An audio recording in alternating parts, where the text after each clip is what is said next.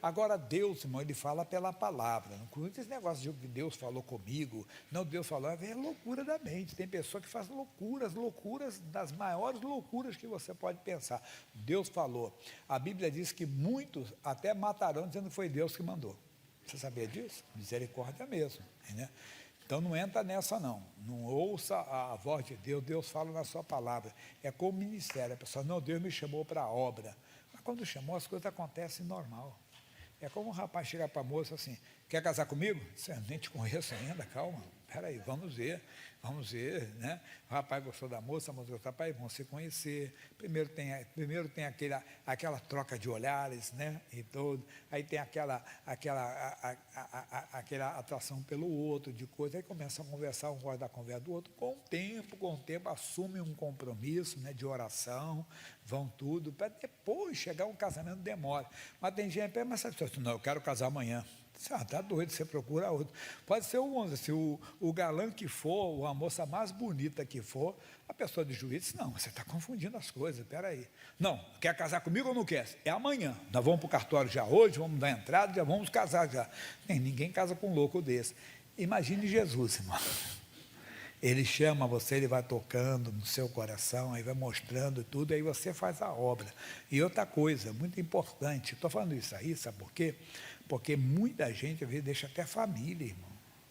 Deus nunca vai destruir uma família, irmão. Deus nunca vai destruir um lar, entenda bem. E dizendo, às vezes, até dizendo que é pela obra de Deus. Cuidado para você não sair, irmão, aí como louco nesse mundo. O homem de Deus, a mulher de Deus, é a pessoa mais, vamos dizer assim, normal que tem. Ele não é uma pessoa normal, que as pessoas olham para ele e não, ele conversa com todo mundo, ele vive a vida de todo mundo. Ele é marido, ela é esposa, ele é pai, ela é mãe, ele é avô, ela é avó, ele é filho, ele é filha, é irmão, está para entender? Ele vive uma vida social, normal, com as pessoas, simplesmente sem pecado. Isso que é importante. Então, cuidado para você não dizer, Deus falou quando Deus não falou nada, é coisa da sua cabeça. E você acaba se perdendo eternamente e se perder completamente. Hoje é dia de você ouvir a voz da palavra de Deus. Quem é que não tem o seu porquê? Por que eu não consigo uma benção? Provérbios, capítulo 26, no meio da Bíblia, versículo 2. Provérbios, capítulo 26, versículo 2. Provérbios é no meio da Bíblia, Salmos, depois Provérbios, capítulo 26, versículo 2. Como o pássaro no seu vaguear, e como a andorinha no seu voo, assim a maldição sem causa não virá. Qual é a causa? Pastor, por que eu não estou sendo abençoado? Ou por que isso está acontecendo comigo? Bem, a Bíblia mostra então as causas, maldição sem causa não virá. Uma causa é o pecado, todo mundo procura, é claro, nem sempre é pecado. Eu creio até que na maioria das vezes nem pecado é. Então nós vamos ver as outras causas. Mas o pecado realmente, se tem um pecado, ele tem que ser confessado, tem que ser anulado, entenda bem, pela confissão. O pecado impede, às vezes a pessoa não precisa nem praticar, só a pessoa aceitar no coração, a pessoa desejar no coração, entendeu? Antes de Provérbios, em Salmos, o Salmo 66, versículo 2. Salmo 66, versículo 18, desculpa. Salmo 66, 18. Se eu atender a iniquidade do meu coração, diga, o Senhor não me ouvirá. Isso é nem praticar, só atender no coração. Lembra que Jesus falou, não precisa sair daqui não. Lá em Mateus 5, 28, Jesus falou assim, Mateus 5, 28. Eu, porém, vos digo, qualquer que atentar numa mulher para a cobiçar, já em seu coração cometeu adultério com ela. Se você desejar o que é proibido, irmão, você já cometeu o erro. Então, no coração. Mas não é somente isso. É no coração se desejar o mal para alguém. Quando a Bíblia diz, amai os vossos inimigos. Mas aquela mulher destruiu o seu casamento. Ou aquele homem destruiu o seu casamento. E no fundo você quer o quê? Que aquela pessoa morra. Ou que aquela pessoa pague o que ela fez. Ou que ela queime no fogo do inferno. Você nem fala com ninguém, mas dentro de você, você tem. Lembra que eu falei que tem gente matando nem lá, não matando não, achando que foi Deus que mandou? Quer dizer, querendo matar, querendo que aconteça algo com a pessoa, porque ela vai se sentir vingada. Não é que ela vai lá matar. Tem gente que chega até essa loucura, mas não é isso. É a pessoa que mata dizendo que Deus mandou, quer dizer, Deus que queria aquilo. Não. Mesmo que a pessoa tenha prejudicado a sua família, Deus quer salvar aquela pessoa. Eu já contei o caso de uma senhora que mataram o filho dela quando ele tinha 18 anos. 18 anos, ele tirou a carta de motorista, como família numa situação, o pai deu um carro, entenda bem, veio um outro rapaz para tirar o carro e acabou matando o rapaz. Um rapaz, o outro não era tão novo, o novo era ele, 18 anos. Ela disse, pastor Jaime, a vida toda eu nutri um ódio no meu coração por aquela pessoa. Até que eu descobri que aquela pessoa... Aí na madrugada, eu comecei a assistir o missionário R. Soares na televisão. Tinha um programa na madrugada nessa época. E ela começou a assistir. Aí, assistindo, Deus foi mudando. E um dia eu fiquei sabendo que ele estava preso. E eu senti vontade de conhecer aquele homem. A família disse, é loucura, isso, loucura, loucura, loucura. E eu fui. Quando eu cheguei lá, eu queria dizer para ele, olha, filho, saiba você que eu lhe perdoo, Jesus te ama, entenda bem, que você se arrependa, entenda que Jesus quer te salvar. Bem, Jesus te ama. Ela me encontrou, não lembro todas as partes, tem bastante, até alguns anos. E ela disse, pastor, quando eu cheguei lá, o ódio voltou todo. E minha vontade era falar a ele, bem feito, que você morra nessa cadeia, que você apodreça nessa cadeia, você tirou a vida do meu menino, você matou o meu menino.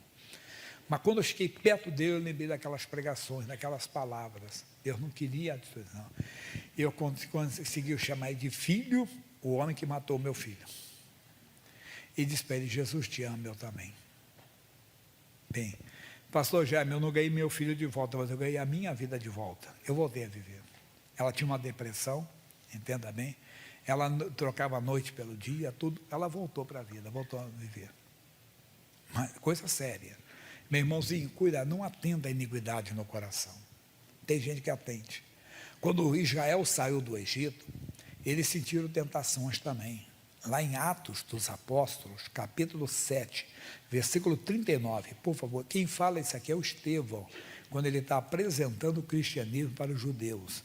E ele diz assim, ao qual nossos pais não quiseram obedecer, antes o rejeitaram, e em seu coração se tornaram ao Egito. Irmão, tem muita gente que é assim, no coração, rejeita a palavra, não vamos falar mais sobre, daqui a pouco eu falo sobre isso. No coração, a pessoa rejeita a palavra de Deus, mas ela tende a iniquidade.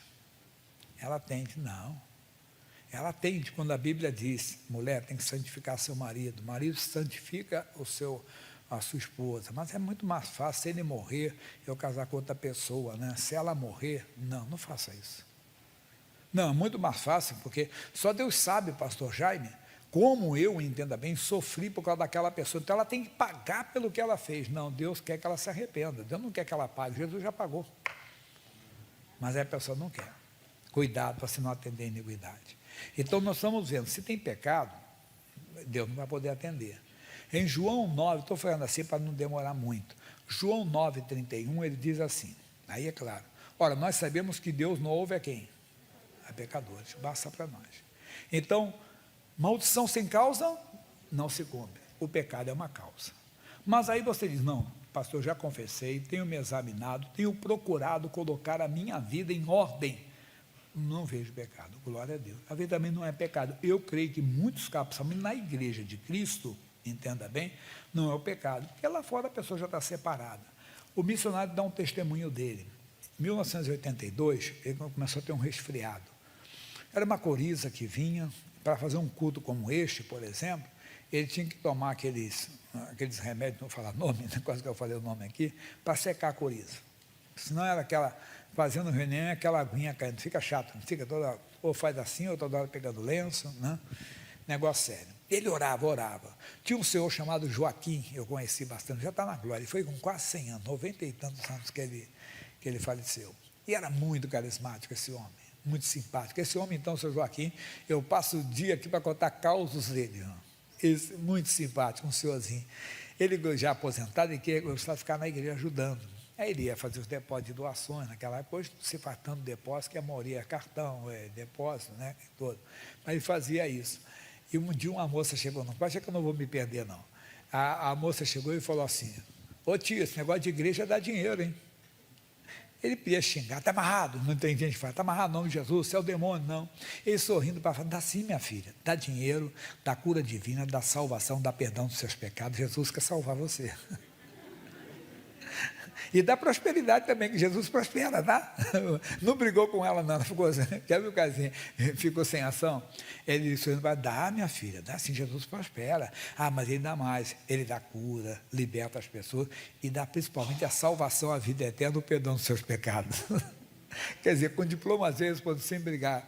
Um dia está no ônibus, chegou um passageiro, e ele foi não faça isso que ele fez, foi um ímpeto lá que ele fez. O homem com o revólver assim, ele está amarrado, eu sou um servo do Deus Altíssimo, aqui ninguém roubar ninguém. O homem botou o réu para ele, picou e saiu correndo. Não estou mandando você fazer isso, não faça, o que ele fez lá. Mas ele tinha uma sinusite, seu Joaquim, que ele conta que ele cheirava até mal.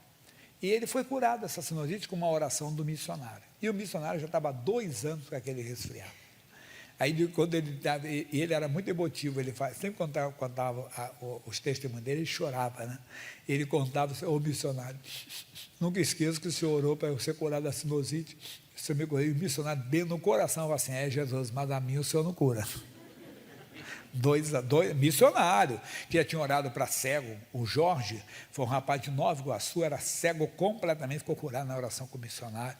Podia contar vários casos de libertação séria. Um rapaz que ia amputar a perna, né, que estava toda podre, Jesus foi, mas ele com aquele problema. Até que então ele conheceu o livro Nome de Jesus, e ele aprendeu sobre a determinação. Quer dizer, que nós não temos que pedir a Jesus para fazer o que ele mandou a igreja fazer, por exemplo, expulsar demônios. Em meu nome, expulsar. Jesus não expulsa, não, ele mandou você expulsar no nome dele. Aí ele aprendeu a determinação. Mas por que eu estou falando isso? Segunda causa, Oséias capítulo 4, versículo 6. Agora vai ser profundo, então você eu já li isso aqui várias vezes, mas tem uma revelação nova, que eu já citei um pouquinho. O meu povo, Deus não está dizendo outro povo, ele está dizendo, o meu povo foi destruído por quê? Ele faltou o conhecimento. Você vê? A falta do conhecimento. Então, segunda causa, que estamos, maldição sem causa não se cumpre. Primeira causa, pecado. Segunda, falta de conhecimento. Mas o perigoso está agora. O quê? Ele diz, meu povo foi destruído porque ele faltou o conhecimento, porque tu rejeitaste o conhecimento. Tem gente que rejeita, irmão. Ele ouve a voz da palavra, ele ouve a pregação, e ele diz, não é desse jeito. Lembra do Atos 7,39? No coração eles rejeitaram. Tem gente no coração que rejeita. Por quê? Porque ele já tem a ideia dele. Ele já tem, vamos dizer assim, o entendimento dele. E ele não quer novo, o entendimento do Senhor. Ore a Deus. Mas não, a pessoa já tem aquela opinião formada e não quer ser convencida nem pelo Senhor. Então ele rejeita o conhecimento. Ele rejeita.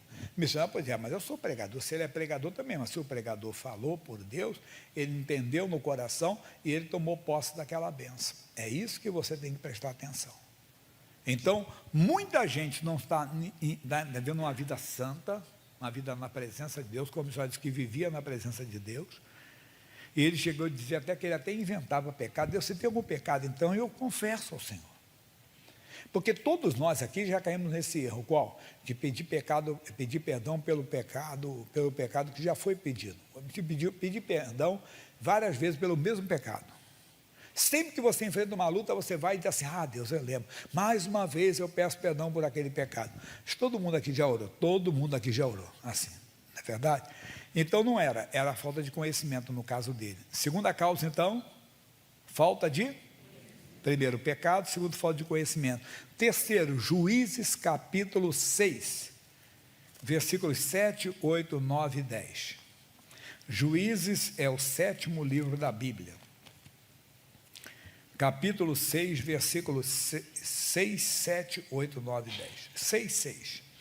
Assim Israel empobreceu muito pela presença dos midianitas. Foram 7 anos de escravidão na mão dos midianitas, amalequitas e do povo do Oriente. maldade pura, tudo que eles faziam era destruído. Israel tentou resolver da maneira deles, fizeram cavernas, covas, nada funcionava, nada dava certo, mas não funcionava mesmo, por mais que eles não conseguiam de jeito nenhum solução para aquele caso, não conseguiam.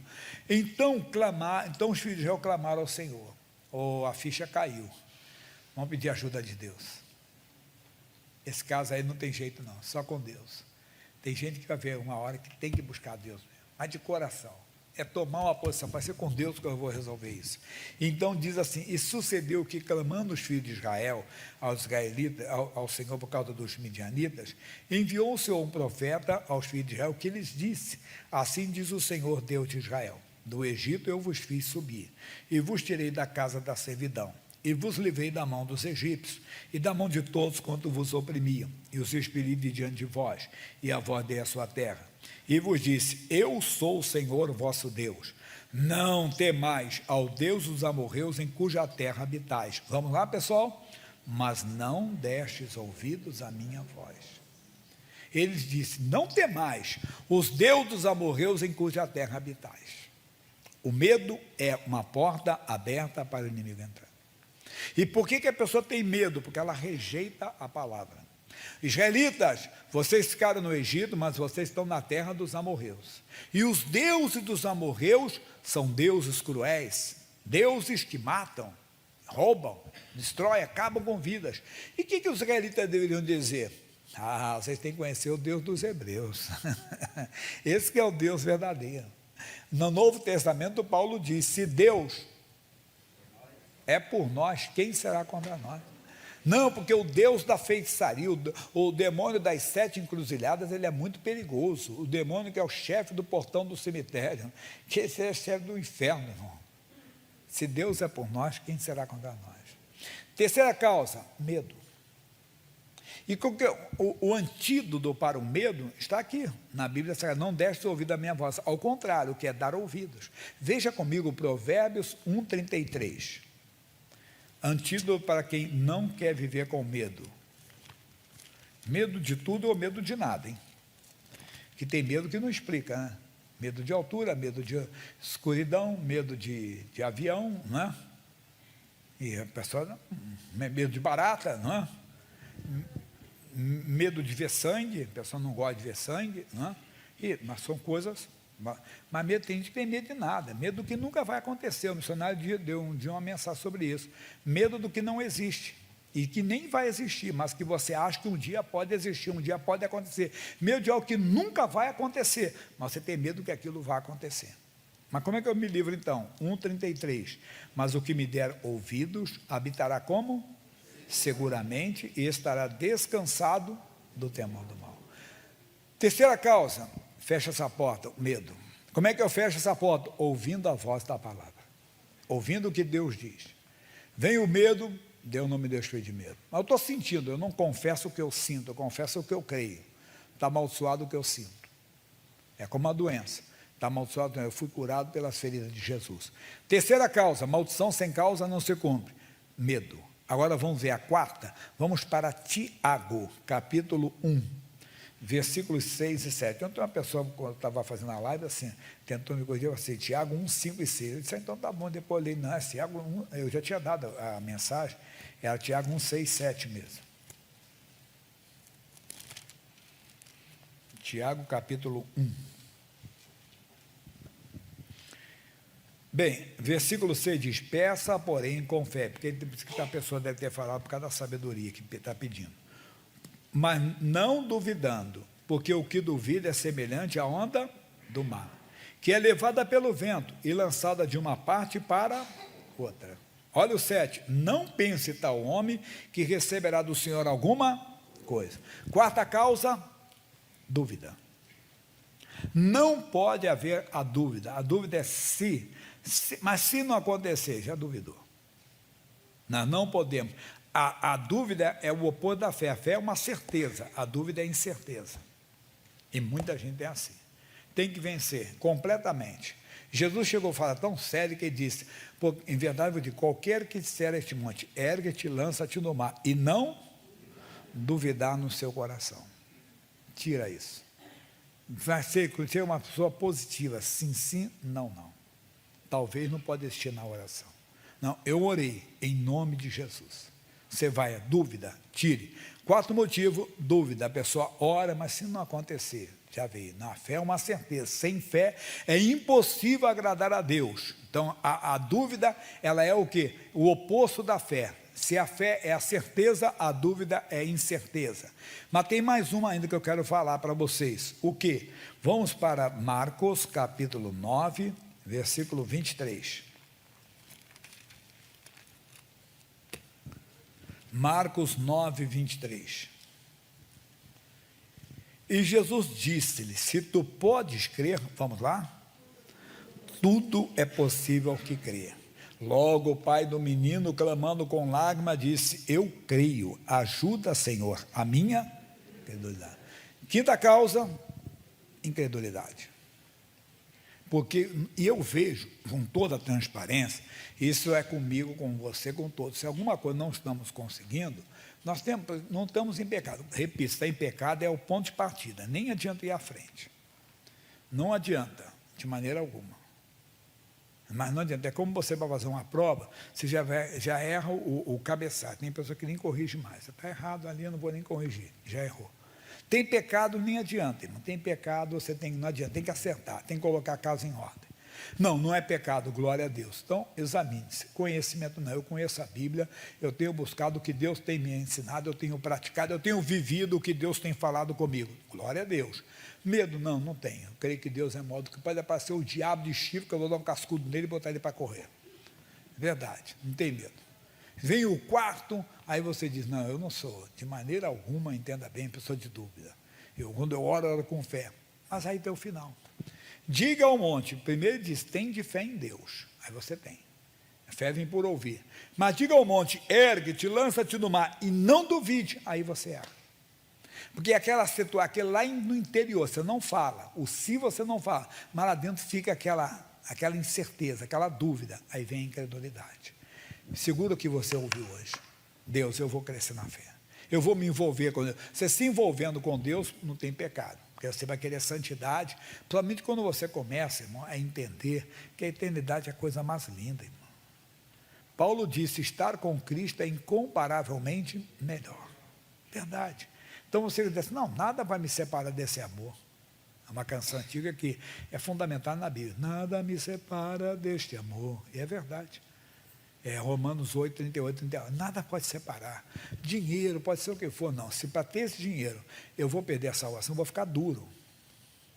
Para me realizar como homem, ou no caso da mulher, como mulher, eu tenho que abandonar a palavra? Então não vou me realizar. Isso não é realização. A realização está na presença de Deus.